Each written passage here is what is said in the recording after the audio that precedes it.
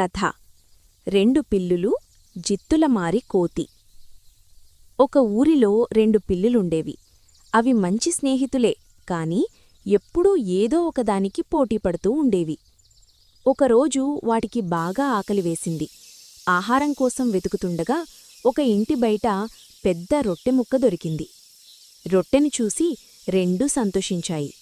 కాని దాన్ని ఎలా పంచుకోవాలి అన్న దగ్గర గొడవ మొదలైంది. ఒక పిల్లి రొట్టెను సగానికి తుంచింది. కాని ఒక ముక్క పెద్దగా, ఇంకో ముక్క చిన్నగా అయ్యాయి. నేనే పెద్ద ముక్క తీసుకుంటాను అంటూ రెండూ గొడవ పడసాగాయి. ఈ గొడవను చెట్టుమీద ఉన్న కోతి చూసింది. అది చాలా జిత్తులమారి. నేను త్రాసుతో సమానంగా పంచుతాను అని చెప్పి రొట్టెను తీసుకుంది. ఒక ముక్క పెద్దగా ఉందని కొంచెం తినేసింది. తర్వాత ఇంకో ముక్క పెద్దదయిందని మళ్లీ తినేసింది. ఇలా సమానం చేస్తానని చెబుతూ మొత్తం రొట్టెనే తినేసింది. చివరకు పిల్లులు బిత్తరపోయి చూశాయి. కోతి నవ్వుకుంటూ వెళ్ళిపోయింది. అప్పుడు పిల్లులకు బుద్ధి వచ్చింది.